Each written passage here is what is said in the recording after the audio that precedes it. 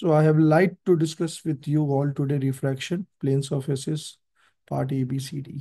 So I'll be taking two sessions on this. I'll be doing more questions rather than more questions के through आपको समझाना चाहूँगा. I'll prefer that. I'll just give you a basic little detail about light. I'll be needing you to have a pen and a paper in your hand.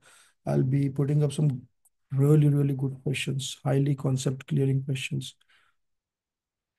So you'll need to solve that. Don't try to do light orally. हाँ? ये मैंने देखा अभी पढ़ाते पढ़ाते भी काफी बच्चों को you were trying to do light orally verbally. That's not, it's unfair. हमेशा पेन यूज करो because you'll need to develop relationship between different quantities, you know.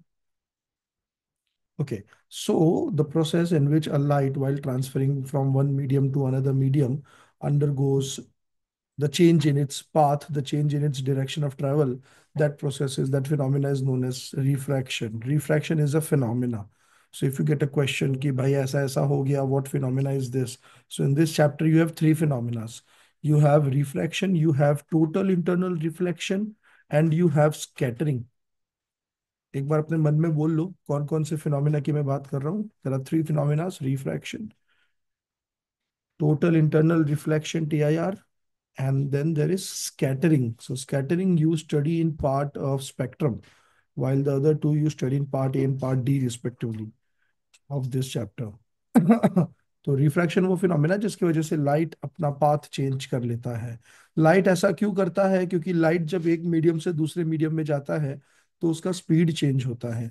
इसी को आप इंग्लिश में कन्वर्ट करो तो ये इस पर्टिकुलर क्वेश्चन का आंसर बन जाएगा. Why does light undergo refraction as there is a change in speed of light on traveling from one medium to another medium. So this is the reason for refraction. So it's a very commonly asked question. Now, when I say medium, which parameter of the medium deals with respect to light? जब मैं बोलता हूँ कि एक transparent medium, obviously इस chapter में मैं सिर्फ ट्रांसपेरेंट मीडियम्स के बारे में पढ़ने वाला हूँ फॉर ऑब्वियस रीजंस. सो जब भी मैं किसी ट्रांसपेरेंट मीडियम की बात करता हूँ तब उसका मीडियम का वो कौन सा पैरामीटर है. वो मीडियम क्या है? समझो वो मीडियम एक सॉलिड है तो उसकी डेंसिटी भी होगी, उसका मास भी होगा, उसका शेप और साइज भी होगा. उसका वो कौन सा पैरामीटर है जो लाइट उसके अंदर ट्रेवल करती है उस चीज को डील करता है. वो मीडियम का पैरामीटर है ऑप्टिकल डेंसिटी. अब ऑप्टिकल डेंसिटी एक रिलेटिव टर्म है, अर्थात किसी एक मीडियम की ऑप्टिकल डेंसिटी देखना बेवकूफ़ी है. हम हमेशा एक मीडियम की ऑप्टिकल डेंसिटी को किसी दूसरे मीडियम की ऑप्टिकल डेंसिटी से कंपेयर करते हैं. सो जब भी कोई बोलना चाह रहा है कि ग्लास की ऑप्टिकल डेंसिटी इतनी है, मतलब वो गलत तरीके से इंफॉर्मेशन प्रेजेंट कर रहा है. लेकिन अगर इंफॉर्मेशन प्रेजेंट करने वाला एक रीजनेबल आदमी है तो तुम्हें समझ जाना है that they are talking about refractive index of glass with respect to air. तो जब किसी मीडियम को मेंशन नहीं करते तो बाय डिफॉल्ट वी अज्यूम कि एयर के रिस्पेक्ट में ही होगा. अब एक मीडियम की ऑप्टिकल डेंसिटी ज्यादा भी हो सकती है और कम भी हो सकती है. एक मीडियम की ऑप्टिकल डेंसिटी ज्यादा तब होगी जब उसमें स्पीड ऑफ लाइट डिक्रीज हो रही है, और उसकी ऑप्टिकल डेंसिटी कम तब होगी जब उसमें स्पीड ऑफ लाइट इंक्रीज हो रही है. This is the only parameter to find optical density, not even find. Since it's a relative quantity तो मैं ऐसा नहीं बोल सकता ना कि इस मीडियम की ऑप्टिकल डेंसिटी की ये वैल्यू है. समझ रहे? It's like love. पापा ज्यादा प्यार करते हैं या मम्मी? मतलब आपस में नहीं, तुमसे कौन ज्यादा प्यार करता है. So it's like that, you can not tally it. अच्छा चलो ठीक है, तुम्हें पता है पापा ज्यादा प्यार करते हैं ना, यू कैन नॉट डिस्क्राइब कितना ज्यादा प्यार करते हैं. You can not describe that. So it's that quantity. So optical density can be more और can be less. Based on the experimental observations, it was observed that for a light traveling like this was supposed to go like this in its straight course of path. But what happened, since it was traveling from a rarer medium means वो medium जिसकी density optical density कम है, and a denser medium means जिसकी optical density ज्यादा है. Now you also have to understand optical density has nothing to do with physical density. Physical density is mass upon volume. That is not optical density.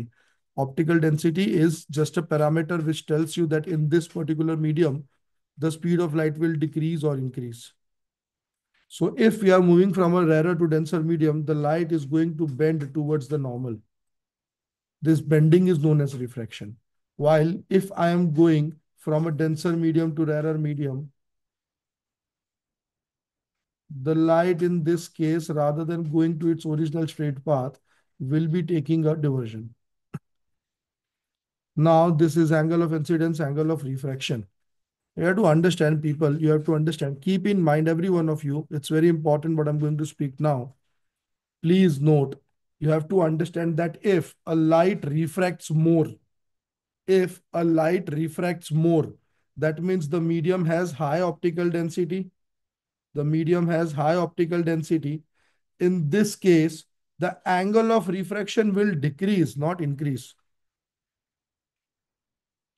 Since the light is refracting more, as you can see, अगर और ज्यादा refract हुई तो angle of refraction कम होगा. So more is the refraction, less is the angle of refraction. Now they can ask you factor-based questions in which they'll try to confuse you. They'll try to get the answer out of you. More sounds good, na? So more refraction, more angle of refraction. That is the head that speaks. You have to pay attention and understand that more is the refraction, less is the angle of refraction. Okay. अब क्या हो रहा है कि जब मेरी light denser to rarer medium जा रही है, it is bending away from the normal. Okay. Now, since as I already said that optical density is not a measurable term, cannot give a precise value for optical density, but since I have to apply this particular phenomena in mathematics to get certain values, what I'll do is I'll allot a new variable which will mathematically denote optical density. मैं एक ऐसा new term बनाऊंगा जो optical density की mathematical value दे सके, और मैंने उस टर्म को बोला रिफ्रैक्टिव इंडेक्स.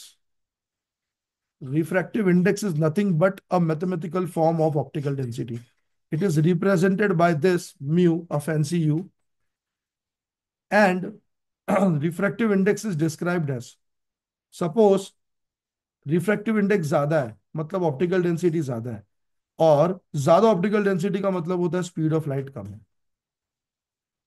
तो यहां से क्लियर दिख रहा है that refractive index is inversely proportional to speed of light. But जैसा कि आप देख सकते हो, a proportionality sign is never capable of giving a finite value. अभी भी मुझे मैथमेटिकल वैल्यू नहीं मिली ऑप्टिकल डेंसिटी की, अभी भी मुझे बस एक प्रोपोर्शनल रिलेशनशिप मिला है. सो मैंने दो अलग अलग मीडियम के लिए ये प्रोपोर्शनल रिलेशनशिप लिया. मीडियम वन का inversely proportional to velocity, medium two का इनवर्सली प्रोपोर्शनल टू वेलोसिटी, और मैंने इन दोनों को आपस में डिवाइड कर दिया, और ऐसा करके मुझे मिला mu of two by mu of one is equal to v of 1 by v of 2. Now, if I know the values of velocities of the light in medium 1 and medium 2, value of velocities in medium 1 and velocity in medium 2, if I know this, I can divide this to find refractive index of medium 2 with respect to medium 1. I still cannot get a perfect value for refractive index for one medium because that makes no sense. Refractive medium is index is always as compared to another medium. So मैंने दो medium को compare कैसे करते हैं mathematically, उनका ratio लेके. तो मैंने रेशियो ले लिया बॉस, और मैंने इसको डिनोट करना स्टार्ट किया एज म्यू टू वन, जहां पर आपको टू बताता है न्यूमरेटर और आपको वन बताता है डिनोमिनेटर, और इसको बोलते हैं refractive index of numerator with respect to denominator. That is refractive index of medium 2 with respect to medium 1. This is what we call this particular thing. ठीक है भाई. अब कैसा है कि अगर मेरी लाइट, जनरली लाइट एयर से अलग अलग मीडियम में ट्रैवल करती है ना यार, जनरली तुम एयर में रहते हो तो एयर से लाइट निकल के अलग अलग मीडियम में ट्रैवल करती है. तो अगर मेरी लाइट में मैंने मेरे रिफ्रैक्शन में एक मीडियम को एयर फिक्स कर दिया, रेरर मीडियम को, तो डेंसर मीडियम जो भी होने दो, डेंसर मीडियम को मैं मीडियम बुलाता हूँ, ठीक है. अब डेंसर मीडियम जो भी होने दो, ये formula mu two by mu one लगाऊंगा तो मुझे क्या मिलेगा, मुझे मिलेगा v1 बाई वी टू. अब क्योंकि मेरा मीडियम वन तो फिक्स हो गया, एयर है। मीडियम वन वो मीडियम होता है जिसमें लाइट इंसिडेंट होती है। मेरा मीडियम वन फिक्स हो चुका है कि वो एयर है। तो हो जाएगा mu two that is mu of a medium upon mu one that is mu of air, that is equal to v one बोले तो velocity of light in air, जो तो हमको पता है सी वैल्यू होती है उसकी 3 × 10⁻8 मीटर पर second. For those who don't know, c is the denotation for speed of light in vacuum और air which has a value of 3 × 10⁻8 meter per second. So this will become c upon velocity of light in a medium, v2 की जगह पर लिख दिया। अब सबको पता है कि refractive index of air is assumed to be 1, which is the least refractive index of a medium. Why is this? Because the speed of light in air is maximum. maximum. The speed of light in air is maximum. So मैंने mu air की value तो 1 मान रखी है। तो इससे मुझे दिखता है refractive index of the medium is the ratio of the speed of light in air to the speed of light in medium. तो ये एक तरीका हो गया रिफ्रैक्टिव इंडेक्स। देखो, इतनी मेहनत करके मैंने ऑप्टिकल डेंसिटी की मैथमेटिकल वैल्यू का कंक्लूजन निकाला है। Now on dividing c upon speed of light in the medium it's, but कौन, कैसे निकालोगे तुम speed of light in a medium? हाँ, कोई भी मीडियम में लाइट कितनी तेज चल रही है तुम कैसे निकालोगे? तुम्हें नहीं पता, बराबर है। तो प्रैक्टिकल लाइफ में ये फेल हो गया। This was not the right way to find out refractive index of a medium. So here comes the role of mister Newton, who said that this formula is too easy to be true. It is true, but it is not practical. So what he proposed by doing several geometry, he said that for a light traveling from medium 1 to medium 2, the refractive index of medium 2 with respect to medium 1. Why I am calculating 2 with respect to 1? क्योंकि 1 तो वो medium है ना जिसमें मैं light छोड़ रहा हूं, उस मीडियम के बारे में तो मुझे पता है। जिसमें लाइट छोड़ रहा हूं दैट इज मीडियम 2, उसके बारे में मुझे जानना है ना। So medium 2 with respect to medium 1 is the ratio of sine of angle of incidence to sine of angle of refraction, that is mu 2 1 is equal to sine I upon sine R. Now this particular formula is combination of hard work of Newton and Snell both. So Newton was the one who proposed that sine I by sine R is a constant. कोई भी refraction के time पे the ratio of sine I by sine R constant होगा। अगर मैं I change करूंगा तो R change होगा, लेकिन sine I by sine R constant होगा। और स्नेल ने ये बोला कि ये कांस्टेंट की वैल्यू डिसाइड करेगी कि कोई भी मीडियम की ऑप्टिकल डेंसिटी का रिलेटिविटी क्या है, आपस में ऑप्टिकल डेंसिटी ज्यादा है या कम है। अब मेरा आपसे एक क्वेश्चन है यहाँ पर, इतना इतना कुछ बोलने के बाद, जब गेम ही ऑप्टिकल डेंसिटी ऑफ मीडियम है, let's do some brain storming in that. Okay, so tell me, this is air while this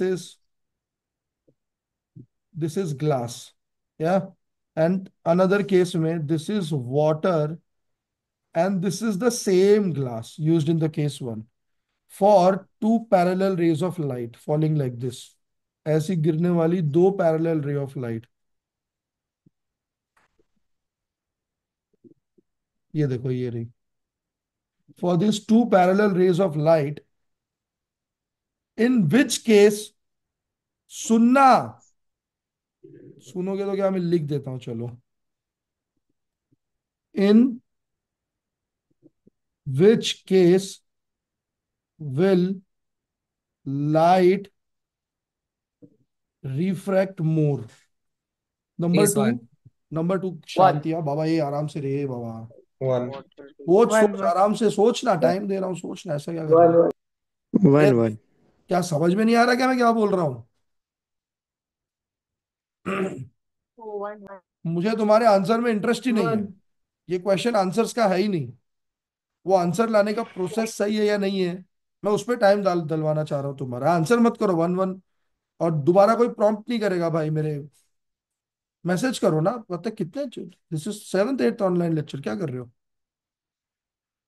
please think, please adopt this facility of refraction. आराम से थिंक.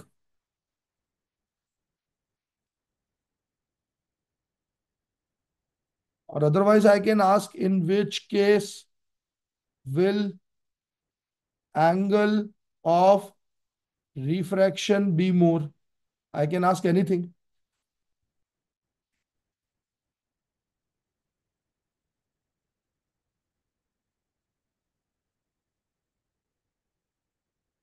अभी ये क्वेश्चन मैं तुम्हें समझाना चाहूंगा। ये क्वेश्चन सीधी सीधी बात का है ना, कि ग्लास का रिफ्रैक्टिव इंडेक्स एयर के रिस्पेक्ट में ज्यादा है या ग्लास का रिफ्रैक्टिव इंडेक्स वाटर के रिस्पेक्ट में ज्यादा है।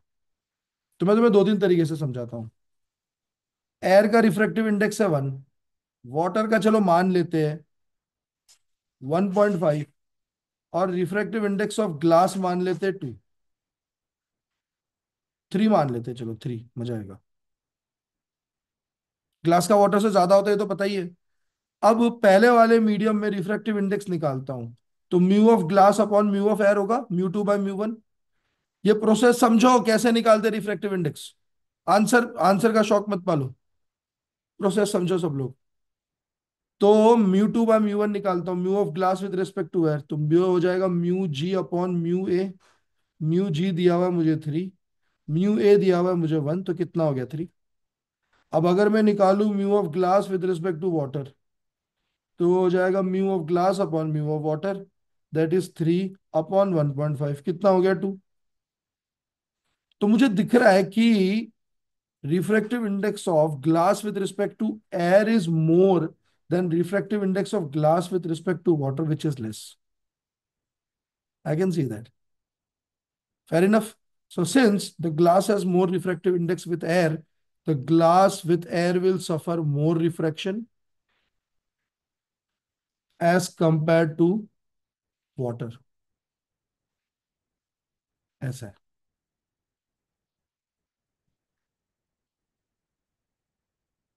ठीक है। इधर किसी को भी डाउट है तो पूछ लो, क्योंकि अगला क्वेश्चन इसी के बेसिस पर है। यार फिर से समझाओ ना। तुझे क्या नहीं समझा? तुझे ये समझा? हाँ ये समझा। ये समझा? हाँ ये भी समझा। रिफ्रैक्टिव इंडेक्स ज्यादा है तो ज्यादा रिफ्रैक्ट होगा, ज्यादा बेंड होगा। रिफ्रैक्टिव इंडेक्स कम है तो कम बेंड होगा।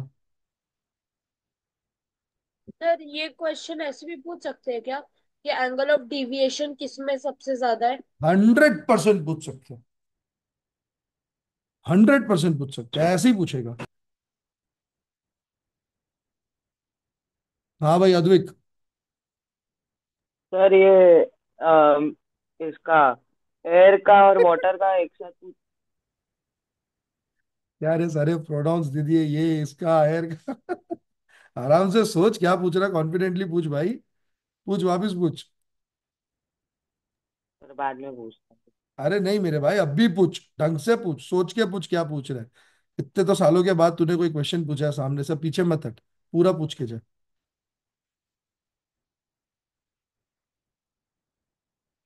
मैं लेक्चर ही आगे नहीं बढ़ाऊंगा तो क्वेश्चन नहीं पूछेगा, तो क्या बात कर रहा है तू? अरे सर, सर तू 2 मिनट देख, बस मैं भी 2 मिनट। बैठा हूँ, तुम भी बैठो, सर चिल मारते हैं। सर एंड में पूछता हूँ, एंड में ये सबका एंड डाउट वेंट कुछ क्लियर नहीं हो। होता, मैं लेक्चर ही आगे नहीं बढ़ाऊंगा। हाँ तो पूछ रहा था, अगर एयर और वाटर का दिया तो? ले निकाल चल। अगर तेरे को एयर और वाटर दे दिया तो क्या चाहता है, वाटर में से लाइट आ रही है या एयर में से लाइट आ रही है? इंसिडेंट कहाँ हो रही है? एयर। पैसा डायरेक्ट एयर में हो रही है, ठीक है, ये ले चल निकाल लेते हैं। ये रही भाई तेरी लाइट, इंसिडेंट हो गई एयर में। अब एयर से कहाँ जा रही है? वाटर में जा रही है, बराबर यही बोल रहा है ना तू, है ना? हाँ। अच्छा तो अब बता, ये जो है ना, ये जैसे मैंने एयर से ग्लास में जा रही है तो ऐसा लिखा, इसको क्या बोलते हैं? Refractive index of glass with respect to air. तो वैसे तू क्या लिखेगा यहाँ पर? Refractive index of air, sorry. Of air, of, हाँ एयर, हाँ, एयर हाँ, बाद में ग्लास का, सॉरी वाटर। नहीं, तू लिखेगा refractive index of water with respect to air. जिस मीडियम में जा रही है, वाटर में जा रही है, उसका रिफ्रैक्टिव इंडेक्स देखना है ना। So this will be equal to, ये होता है न्यूमरेटर, ये होता है डिनोमिनेटर, तो mu W upon mu A. Mu W is 1.5, mu A is 1। Mu A तो 1 होता है, पता है ना तुझे, रिफ्रैक्टिव इंडेक्स ऑफ एयर 1 होता है। हाँ। तो कितना हो गया, 1.5 हो गया। सर ठीक है, तू सर समझा अद्विक? एक मिनट, आ दे रहे, तू हाँ समझा तो हाँ बोल हाँ अद्विक। हाँ हाँ हाँ हाँ। चल, हाँ बोल भाई। धैर्य, एक मिनट रुक, कुशाग्र का डाउट तेरे से पहले आया था।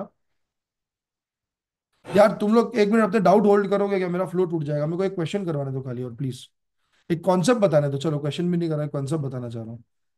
अभी इसको वापस रिवाइज करवाता हूँ मैं एक बार। मैं बोलना चाह रहा हूँ कि लाइट अगर एयर में से किसी मीडियम में जा रही है, वर्सेस लाइट अगर किसी मीडियम से उसी मीडियम में जा रही है, तो हमेशा एयर वाला रिफ्रैक्टिव इंडेक्स ज्यादा हो। अब इसको देखने का एक और तरीका समझो, मैथमेटिकली तो नहीं मैंने तुम्हें समझा सर। समझाया। सर क्वेश्चन और एक बार समझो। मैं वापस वापस बता, वापस बता। मैथमेटिकली मैंने तुम्हें समझा दिया। Suppose light is going from air to glass, versus light is going from any medium to glass. In that case, air to glass वाला रिफ्रैक्टिव इंडेक्स ही ज्यादा होगा हमेशा, because refractive index of air is minimum. ये बोलना चाह रहा हूं मैं। जैसे कि अगर स्पीड के चेंज की बात करूं, स्पीड की नहीं, स्पीड के चेंज की बात करूं, तो लाइट जब एयर से ग्लास में गया तब स्पीड का ज्यादा चेंज होगा, या वाटर से ग्लास में आया तब स्पीड का ज्यादा चेंज होगा? एयर से ग्लास। एयर एयर से से ग्लास ग्लास। में जाएगा। एयर से ग्लास। ऐसे ग्लास। एयर से ग्लास में आ रहा है तब स्पीड का ज्यादा चेंज हो रहा है, क्योंकि एयर से ग्लास में स्पीड का ज्यादा चेंज हो रहा है, इसलिए रिफ्रैक्शन भी ज्यादा हो रहा है। ऐसे भी देख सकते हो, वरना ये तरीका तो है ही, अज्यूम कर लो वैल्यूज कुछ भी। अब एक बात और सुनो, एक बात और, एक कॉन्सेप्ट और बताने दे मेरे भाई, एक कॉन्सेप्ट और बताने दे प्लीज, कुशाग्र। एक मिनट रुक जाओ। अब समझो ये है लेंस, कॉन्वेक्स लेंस है ये, समझो। कॉन्वेक्स लेंस की जनरल प्रॉपर्टी बताता हूँ। कॉन्वेक्स लेंस में अगर आप लाइट डालोगे ना ऐसे, तो वो उसको कन्वर्ज करेगा, कन्वर्ज करेगा। ये कॉन्वेक्स लेंस की प्रॉपर्टी होती है, क्योंकि लेंस है तो रिफ्रैक्ट करेगा। रिफ्रैक्शन के बाद में कुछ भी हो सकता है ना, लाइट ऐसे भी जा सकती है और ऐसे भी जा सकती है। तो कॉन्वेक्स लेंस के केस में लाइट ऐसे जाएगी। अब अगर मैं कॉन्वेक्स लेंस में एक लाइट भेजू जो पैरेलल है प्रिंसिपल एक्सिस से, प्रिंसिपल एक्सिस तो याद है ना, लास्ट ईयर मिरर में भी पढ़ा था हमने कॉन्वेक्स हाँ में। सर। तो वो लाइट है ना, फोकस। प्रिंसिपल एक्सिस पे जहाँ काटेगी, वेरी गुड, वो लाइट प्रिंसिपल एक्सिस पे जहाँ काटेगी ना, उसको मैं बोलूंगा फोकस। और लेंस से फोकस तक के डिस्टेंस को फोकल लेंथ। मैं फोकल बोलूंगा लेंथ। फोकल लेंथ, मैं बोलूंगा फोकल लेंथ। ठीक है, कोई भी जवाब ओरली दिया ना, मैं निकाल दूंगा उसको लेक्चर से आराम से। Don't get too excited, I want you to think, I don't want you to answer. Let's be clear about it, okay?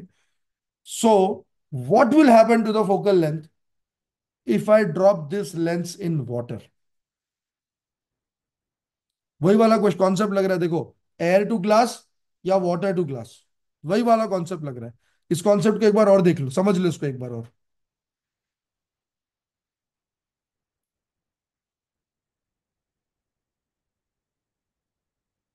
ये कॉन्सेप्ट बोल रहा है कि अगर मेरी लाइट एयर टू ग्लास जा रही है, तो उसका रिफ्रैक्शन हमेशा सबसे ज्यादा होगा as compare to water to glass, kerosene to glass, घासलेट टू ग्लास। हमेशा एयर के रिस्पेक्ट में रिफ्लेक्शन ज्यादा होगा, क्योंकि चेंज ऑफ स्पीड सबसे ज्यादा हो रहा है। क्योंकि एयर में तो स्पीड सबसे मिनिमम है। ग्लास की स्पीड, समझो एयर की स्पीड ये रही, ग्लास की स्पीड ये रही, तो चेंज देखो कितना ज्यादा है। लेकिन केरोसिन में स्पीड यहाँ कहीं होगी, वाटर में स्पीड यहाँ कहीं होगी, तो चेंज कम है। कम चेंज है तो कम रिफ्रैक्शन होगा। अब ये देखो, बताओ मुझे, फोकल लेंथ बढ़ेगी या घटेगी अगर मैंने इसको पानी में डाल दिया?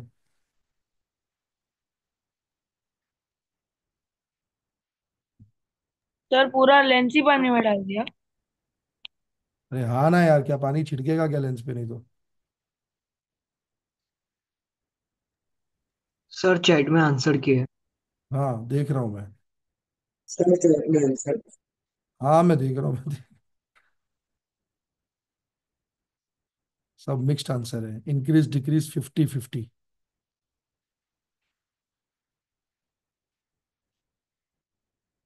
अच्छा चलो, I want you all to do one thing, I teach you how to think of an answer.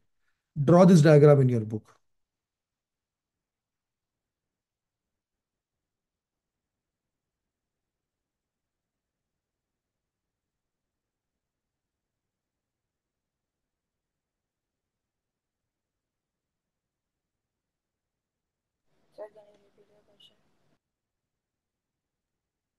Draw sir this मैं भेज रहा डायग्राम इन योर हूँ। बुक। हाँ मैं बाद में, सब बाद में, सब बाद में, अभी सब फ्लो चालू है। Draw this diagram in your book. ठीक है। अब जो इंसिडेंट रहे ना, ये वाली, उसका पाथ बनाओ, डॉट डॉट डॉट करके उसका पाथ बनाओ, वो कहाँ जानी चाहिए थी, वो पाथ बनाओ, एक्सटेंड करो पाथ। आई होप आपने पाथ ऐसे बनाया है, इधर जानी चाहिए थी। ओके, ठीक है। अब बनाओ डेविएशन कितना हो रहा है, वो डेविएशन को ऐसे बनाते हैं ना हम लोग, ऐसा करके बनाओ डेविएशन कितना हो रहा है। Mark angle of deviation. और नॉर्मल एंगल ऐसे बताते हैं, डेविएशन ऐसे बताते हैं। मार्क एंगल ऑफ डेविएशन किया आप लोग ने मार्क? आई होप आप लोगों ने एंगल ऑफ डेविएशन ये वाला मार्क किया है। ठीक है। अब मुझे बताओ, अगर मैं इसको पानी में डाल दूंगा तो लाइट रिफ्रैक्ट ज्यादा करेगी या कम करेगी?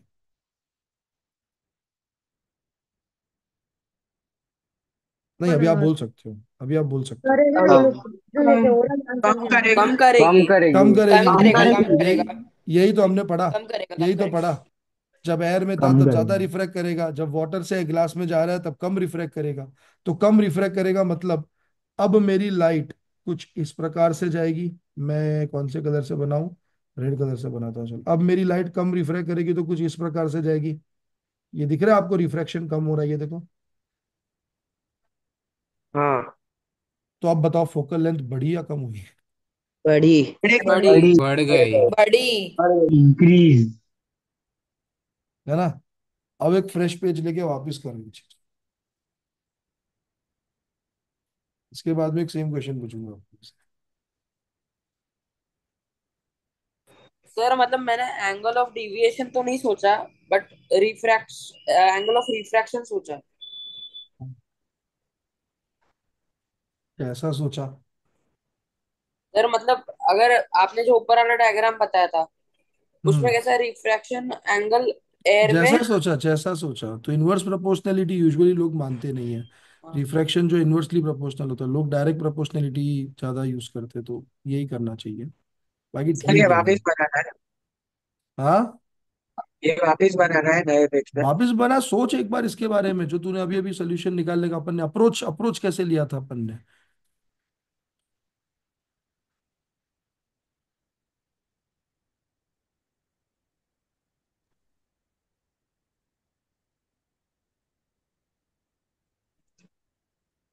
सोचा?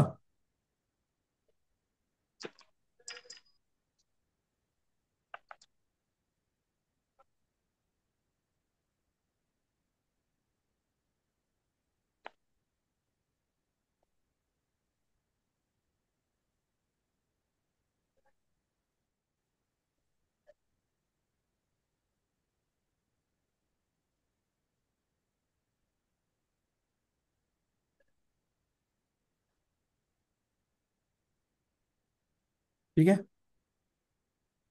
चलो अब मैं डाउट्स एंटरटेन करूंगा। कुशाग्र चालू कर। सर मेरे को ये पूछना था कि ग्लास में बट स्पीड तो सेम ही रहेगी ना लाइट की, हाँ। तो उससे मतलब कोई मीडियम से आ रही है लाइट को, वैसा ही बेंड होना चाहिए ना। नहीं नहीं, ऐसा नहीं है, लाइट की चेंज कितना हुआ है उसके बेसिस पर बेंड होता है। अगर लाइट की स्पीड में बहुत ज्यादा वेरिएशन है तो बहुत ज्यादा बेंडिंग होगी, ऐसा होता ओके। है। प्रत्युष पूछ। सर इसके पहले वाले पेज पे आपने रिफ्रैक्टिव इंडेक्स ऑफ ग्लास 3 दिया, पर वो होता तो नहीं, 1.33। वो वैसा नहीं, कोई डाटा फिक्स नहीं है, we don't play with data. मैं जो दूं वो सत्य है, क्वेश्चन जो दे वो सत्य है। वाटर का रिफ्रैक्टिव इंडेक्स कम रहता है ना ग्लास से। क्वेश्चन जो दे वो सत्य है।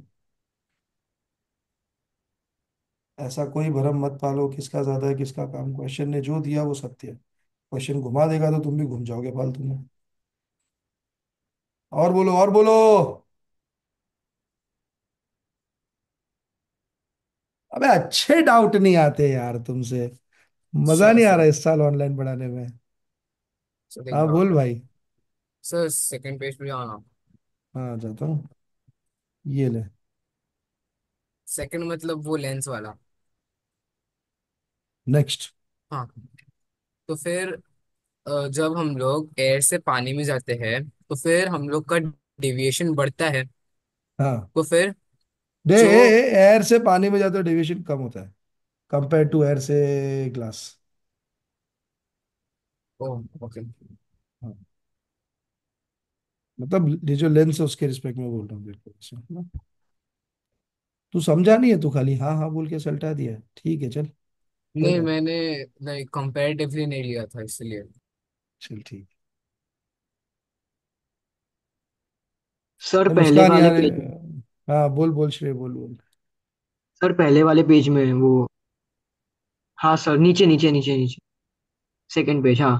सर तो हम लोग लिख सकते हैं कि sine I upon sine R is equals to c upon velocity in medium. Hundred इसको भी परसेंट लिख equal कर सकते सकते हैं हैं ना? 100%। 100% लिख सकते हैं। अभी अभी अपन वही कर रहे थे वेलोसिटी के डिफरेंस से एंगल डिसाइड कर रहे थे ज्यादा होगा या कम होगा। सर ये वाले पेज में जो आपने सेकंड लास्ट स्टेप में से लास्ट स्टेप पे आए, तो उसमें आपने मीडियम एयर को क्यों गायब क्यों कर दिया?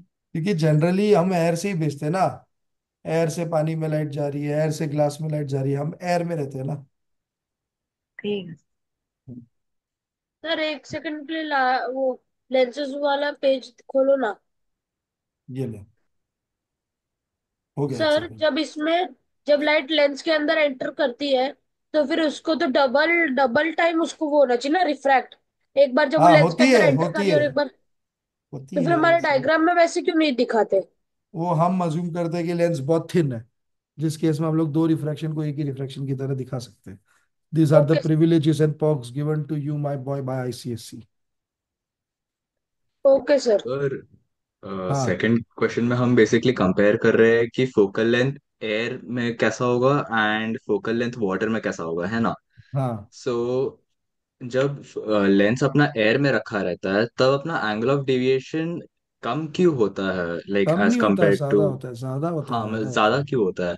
क्योंकि अरे अकॉर्ड ये लाइक ये वाला वाटर कॉन्सेप्ट में। यही वाला कॉन्सेप्ट यही वाला कॉन्सेप्ट नहीं है। नहीं नहीं। अच्छा। जब तू एयर से ग्लास में जा रहा है तो change of speed is more इसीलिए रिफ्रैक्शन इज मोर। लेकिन जब तू वाटर से ग्लास में जा रहा है the change of speed is less. उतनी ज्यादा नहीं बदलती है स्पीड जितना एयर टू ग्लास में बदल रही है। Okay okay. समझ रहे हैं। समझ की एयर में स्पीड है 3 × 10⁻8 मीटर पर सेकेंड। ग्लास में है 2 × 10⁻8 मीटर पर सेकेंड। और वाटर में है 1.5 × 10⁻8 मीटर पर सेकेंड। तो ग्लास में कितना था 2 × 10⁻8 तो मीटर पर क्लास में सेकेंड 2.25 होता है ना? अरे बाबा रे कौन है रे ये। अभी बोला ना डाटा बीटा नहीं काय के लिए कौन था ये। प्रत्युष। क्या है प्रत्युष क्या हुआ तेरे को अच्छा नहीं लग रहा है क्या मैं मन घड़त वैल्यूज अज्यूम कर रहा हूँ तो। फ्लिंट ग्लास क्राउन ग्लास ड्यूप्लम ग्लास 50,000 तरीके के ग्लास में 50,000 तरीके का रिफ्रेक्टिव इंडेक्स होता है। Do not fix the values that will confuse you in exam please. कहाँ गया रे येड़ा। ठीक है सर। हाँ चल देख। तो 3 से 2 ज्यादा चेंज हुआ ना कंपेयर टू 1.5 से 2। इधर 1 मीटर पर 1 का चेंज हुआ इधर 0.5 का चेंज हुआ। हाँ सर ठीक है, समझ तो गया सर। जब तू थैंक यू। समझ गया ना। हाँ हाँ। पराग बोल मेरे भाई बोल। सर अगर रेयर मीडियम में एयर है और डेंसर मीडियम में वाटर है, पर लाइट को हम लोग वाटर से छोड़ रहे हैं, तो कौन से केस में वो वाटर में ही रिबाउंड होके फिर से चले जाता है? जब तेरा angle of incidence is more than critical angle. Critical angle याद है कुछ। 90 डिग्री। वह क्रिटिकल एंगल वो एंगल होता है जिसपे लाइट जब गिरती है तो ऐसे निकल जाती है डेंसर टू रेरर जाते टाइम पे। बेटा पार्ट डी पढ़िए, मैंने एक वीडियो भेजा, उसको वापस देखिए प्लीज, आज ही करिएगा। पूरे कॉन्सेप्ट की सर भेलपुरी मतलब दुनिया में लगता है। नॉर्मल से जब पास हो तब 90 डिग्री नॉर्मल, और उसमें 90 डिग्री का एंगल रहता है, वो बोल रहे हैं। अच्छा अच्छा, एंगल ऑफ रिफ्रैक्शन ही बता रहे थे सीधा, क्या बात है, सही है ये सर भी। हाँ बोल बोल।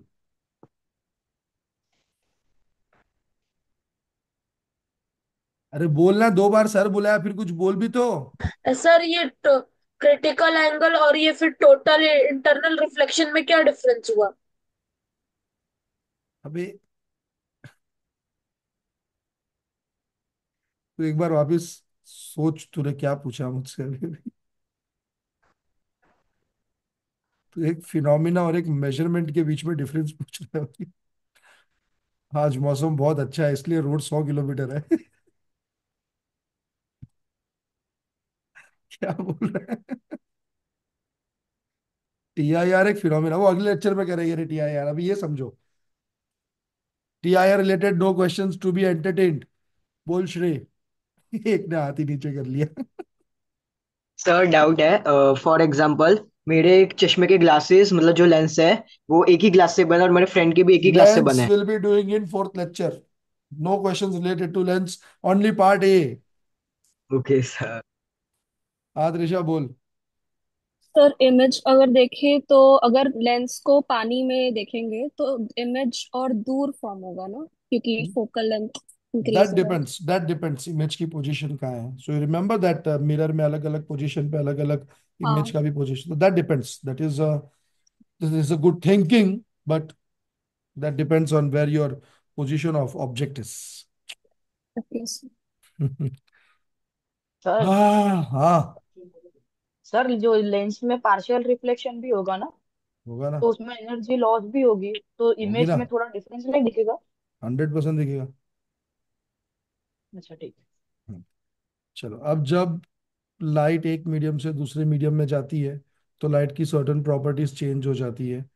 लाइट का वेवलेंथ चेंज होता है, लाइट का वेलोसिटी चेंज होता है, लाइट का amplitude and intensity which are basically one and the same things, amplitude and intensity भी चेंज हो जाता है। ये इसलिए होता है क्योंकि लॉस होता है ना लाइट का पार्शियल रिफ्लेक्शन के टाइम पे। अगर एक लाइट ऐसे आ रही है और ऐसे जा रही है तो उसके साथ साथ वो ऐसे भी तो जा रही है ना, every refraction has a partial reflection. So this is nothing but loss of energy. ठीक है। इस वजह से एम्पलीट्यूड भी कम हो जाता है और इंटेंसिटी भी कम हो जाती है। You can remember this if you want. Frequency में कोई चेंज नहीं होता भाई, फ्रीक्वेंसी में कोई चेंज नहीं होता है। ठीक है। तो अब मेरा ये क्वेश्चन है तुमको, इसको सॉल्व करो। Book pen okay.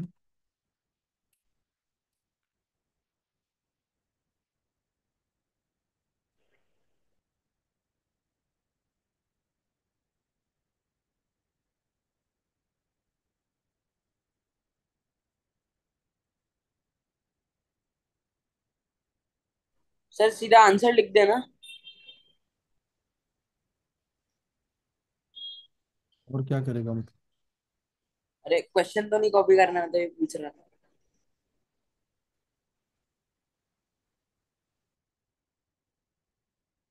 Good question.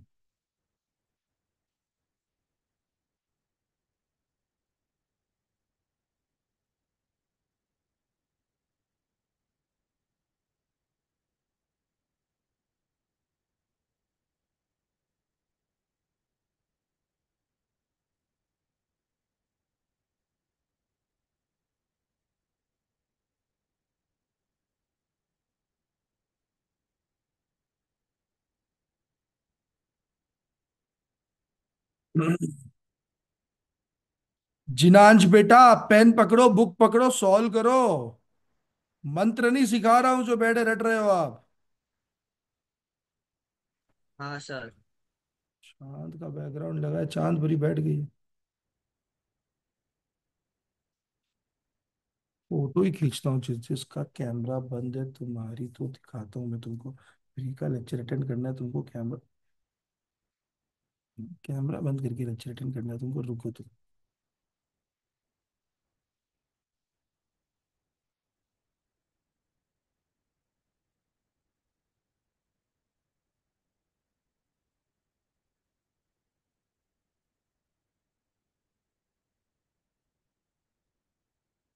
करो, बंद करो तुम कैमरा, कल देखो तुम्हारे घर पर चालान भेजता हूँ मैं सबके। Sir velocity of light in medium two को कंपैरिजन में लिख दे रेशियो में। नहीं, प्रॉपर वैल्यू निकाल सकते हो तुम।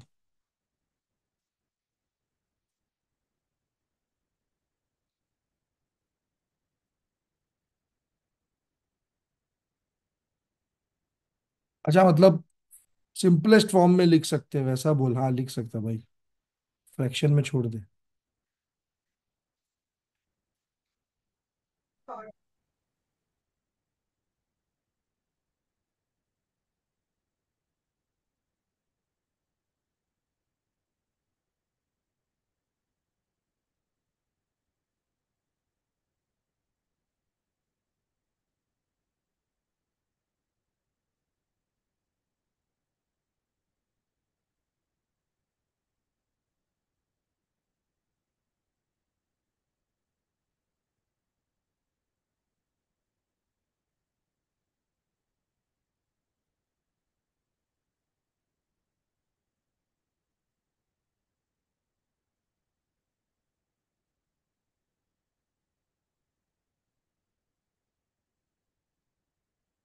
डन।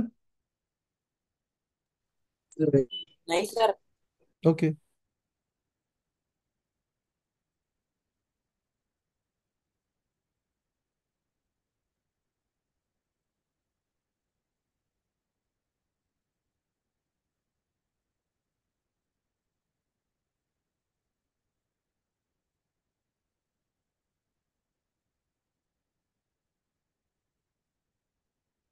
आपको मैसेज भेजिए।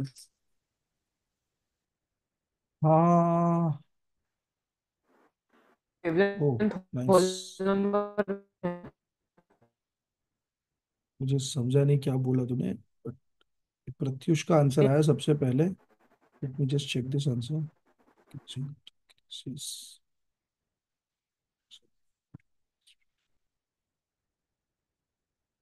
नहीं यार Pratyush, sine I by sine R है मेरे भाई, आई बाय आर नहीं है। हाउ डम यू कैन बी प्रत्युष। हाँ सर। क्या किया तू, आई बाय आर किया ना, 60 कौन बाय सा 30 किया ना। फर्स्ट वाला बोल रहे हो? नहीं सेकंड वाला।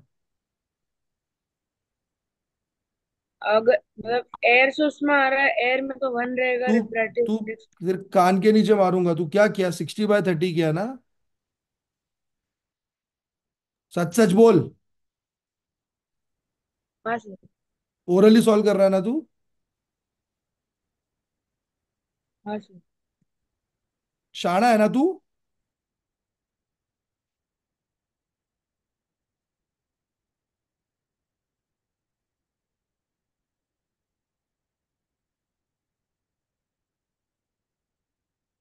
सॉल्व कर वापिस इसको।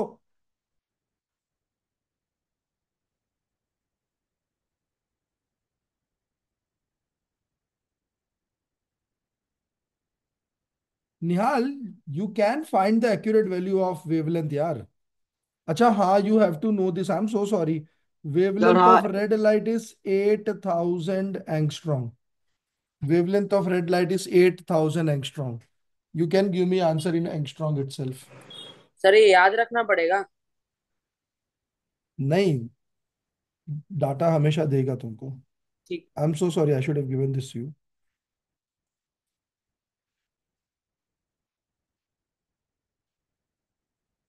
सर प्लीज एक बार थर्ड सब क्वेश्चन बता देना कैसे अपन। मैं सारे बताऊंगा। Okay.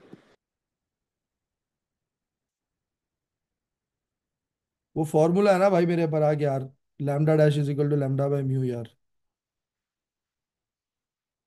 New wavelength is old wavelength upon mu.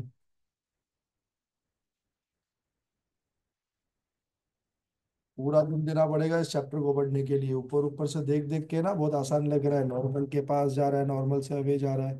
जितना डीप में घुसोगे ना उतना ज्यादा कंफ्यूज करेगा ही वो। Sine I by sine R लेना है, sine R by sine I लेना है, क्या लेना है वो सब सॉल्व करने पर ही पता चलेगा। चलो मैं सॉल्व करता हूँ। सबसे पहले तो इसका रिफ्रैक्टिव इंडेक्स जो एंगल्स की वैल्यू दी हुई है ना, वो आई और आर की वैल्यू नहीं है, ठीक है। इसके आई की वैल्यू वो ये है 60 है, नॉर्मल के साथ बनता है ना आई और आर की वैल्यू है 30। ठीक है, पहले तो ये क्लियर कर देता हूँ। तो is the speed of light decreasing और increasing? It is decreasing, Decreases. since it's refracting towards the normal na, since it is original path ये रहा, it is moving towards the normal, that means optical density ज्यादा है, ये denser medium है, denser medium में light की speed कम हो जाएगी। refractive index के लिए obviously angles दिख रहे तो Snell's law लगाऊंगा। तो refractive index of medium 2 upon refractive index of medium 1 is sin I upon sin R, so mu 2 upon 1, mu 1 is what, air na, so mu 1 is 1 is equal to sine 60, that is root 3 by 2, sine 30, that is 1 by 2, so 2 cancels 2 and mu 2 की value हो जाएगी root 3। √3। If the incident ray is red light, find the wavelength after refraction, so new wavelength will be old wavelength upon mu। ये formula आप रट भी सकते हो। क्या है सर, क्या है sir? New wavelength, wavelength in new medium will be wavelength in old medium upon mu। अगर एक लैम्डा वेवलेंथ की लाइट है, अगर एक लैम्डा वेवलेंथ की लाइट है जो किसी म्यू रिफ्रैक्टिव इंडेक्स वाले मीडियम में घुस रही है, तो उस लाइट का नया wavelength will be lambda by mu.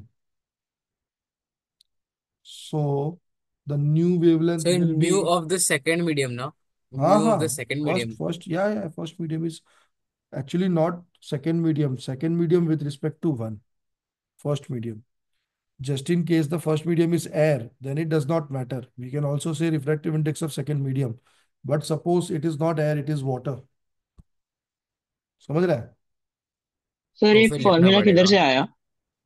A Baba, class में करवाया, ऐसा क्या कर रहा है? क्या हो रहा है कि देख, ये मीडियम में और ये मीडियम में, ठीक है, अगर मैं निकालू mu 2 बाय mu 1, तो वो क्या होता है, v1/v2 होता है ना। तो v1 ओके। की जगह पर लिख सकता हूँ λ1f upon λ2f। v is equal to lambda f होता है, f तो सेम होता है तो f कट गया, है ना। हाँ सर। तो क्या हो जाएगा, mu 2 1 is equal to λ1/λ2। So λ2 will be equal to λ1 upon mu 2 1। कहाँ से आया? ऐसा कैसा भूल गया रे? क्या कर रहा है? ठीक है सर, थैंक यू। बोल। सर हम लोग ने जो म्यूटू फाइंड किया तो उसमें √3 की जगह हम लोग 1.732 भी लिख सकते हैं ना? अभी नहीं सर लिख सकते, तुम लोग नहीं सर लिख सकते। You can not assume this values, it is not allowed in your board. Only if this value is given you can assume it, otherwise leave it at √2। Sir medium 1 और medium 2 दे इसका रखा है answer ना। क्या है? कि एक minute, पहले रूट रूट रूट वाले, अरे आंसर यही आएगा भाई। Wavelength was 8000, so 8000 upon √3 angstrom, this is the new wavelength. क्या है? सर वो 8000 √3/3 ना, रेशनलाइज करेंगे तो। तेरे को खेलना है इसके साथ तो तू खेल सकता है भाई, कोई प्रॉब्लम नहीं है, ऐसा करता रहे जिंदगी भर, ऐसा लाइफ। बाकी समझ गया ना तू, आंसर ये आ रहा है। Why do want to play with it, multiplying dividing √3 why do want to play with it? Sir हमें मीडियम दे नहीं तो रखा है ना नीचे तो। अगर तू नीचे अगर √3 का 3 बना भी देगा, is it going to cancel your 8000? Why sir do want to doubt. Play with it? अरे रुकना रे, इसका तो कंप्लीट होने दे मेरे भाई। तू पहला बोल ले, कौन है? सॉरी कौन है सर। भाई? Sorry sir sorry. नहीं नहीं नहीं नहीं, अब तेरा ही पहले शुरू का, कौन है था, कौन ये बता पहले। हाँ सर। सर डाउट था। अरे कौन, बोल कौन रहा है सिद भाई सर अभी तू? सिद। हाँ सिद। हाँ, बोल भाई बोल, तू पहले बोल। सर हमें मीडियम दे नहीं रखे ना, हमें मीडियम 2 का मिला। तो फिर हमें विद रिस्पेक्ट टू एयर निकालना है। तो सर हमें 1/√3 लेना पड़ेगा ना, क्योंकि हमें मीडियम 1 और मीडियम 2 दे रखा है। सपोज अगर वो ग्लास और वाटर हुआ तो। श्योर ये तू समझा ना मैंने जो बोला? Yes sir. भाई तुझे दे रखा है मीडियम 2, कोई भी मीडियम जिसमें लाइट रिफ्रैक्ट हो रही है वो बाय डिफॉल्ट मीडियम 2 है।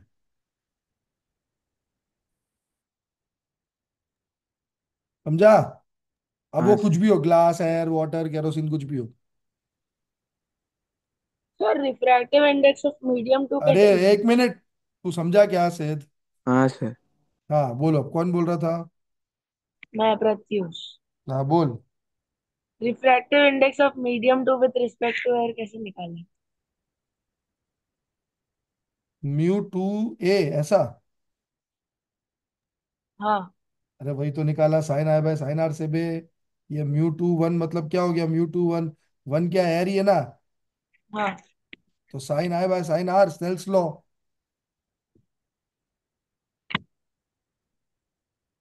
समझा? हाँ सर। ठीक है, चलो आगे बढ़ता हूँ।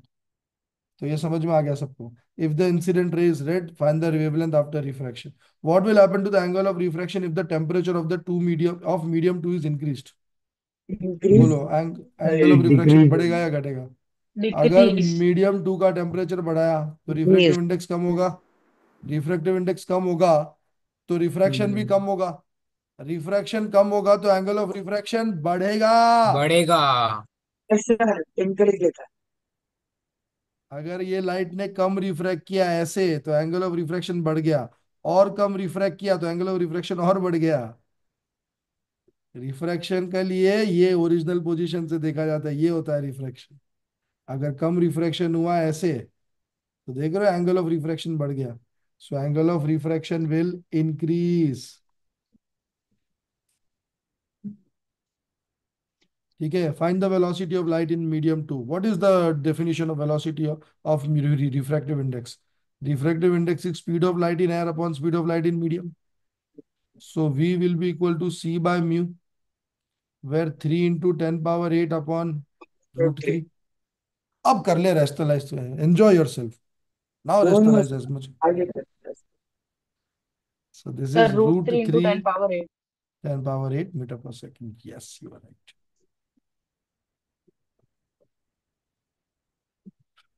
समझा नहीं समझा?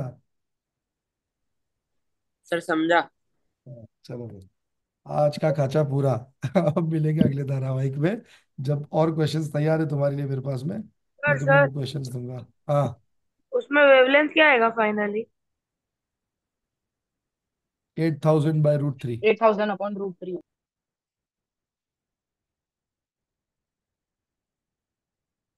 ठीक है। सर मेरे को ये पूछना था कि अगर बोर्ड्स में हम लोग सारे न्यूमेरिकल्स का आंसर फ्रैक्शन में छोड़ के आ गए तो मार्क्स तो नहीं कटेगा ना? काहे के लिए नहीं कटेंगे बे? तू 4/2 को अगर 2D लिख के आएगा तो मार्क्स कटेगा ना भाई। नहीं मतलब। 4/√2 को 4/√2 छोड़ के आ जा। हाँ वैसा हाँ जो। तो ऐसा बोल, सिंपलेस्ट रेशियो में लिख के आएंगे तो। हाँ वैसा नौबत नहीं आएगा बोर्ड्स में, वैसे वो दे गिव ठीक सिंपल है। क्वेश्चंस। हाँ चंद्रानी बोल। सर ये जो फोर्थ क्वेश्चन है, तो उसमें टेम्परेचर इंक्रीज होएगा तो वेलोसिटी भी इंक्रीज होएगा, तो उसके लिए उतना चेंज इन वेलोसिटी नहीं होएगा, इसके लिए एंगल ऑफ रिफ्रैक्शन कम है, ज्यादा है। अब वैसा देख ले, वैसा देख ले, सही बोल रहा है। राइट। सही बोल रहा है। हाँ निहाल। सर अपना लेक्चर 3 बाकी है इसका, तो कब करेंगे? करेंगे, क्लास में करेंगे। परसों करेंगे, परसों आ रहा हूँ मैं। ठीक है सर।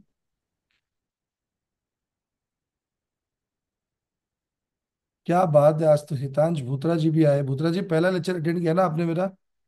नहीं अच्छा, हर लेक्चर किया क्या? सर। झूठ तो देखो एकदम मुंह पर बसा हुआ है। नहीं सर, पूछ लो किसी को भी। किससे पूछू, बता, तू बता। प्रत्युष को पूछ लो। प्रत्युष बता, ये खुद सब लेक्चर में नहीं आया है तो उसका क्या अरे पूछूं? सर मैं हर एक लेक्चर में आया हूँ। हाँ, जिस लेक्चर में आया है उसमें भी सर फालतूगिरी दोनों करता नहीं है। आए, साइन दोनों 60/sin30 को नहीं आए। 60/30 लेता है भाई। प्रत्युष सर इसका बाबा की तो, मतलब लेक्चर में नहीं आता। प्रत्युष बाबा की लीला अपार है भाई। चलो चलो, चाहो थोड़ा बहुत देखना ये आज जो करवाया है, फिर सोना सब लोग, ठीक है? और कल मिलो, कल ही लूंगा शायद मैं वापस से, कल या परसों में। उसमें मिलो मुझे, मैं वापस से करवा दूंगा तुमको, ये चैप्टर पार्ट डी तक पूरा करवा दूंगा अभी, ठीक है? अगले चैप्टर में अच्छे अच्छे कॉम्पिटेंट क्वेश्चन हैं मेरे पास देने के लिए। चलो, thank you, bye. Bye sir. Bye. Bye.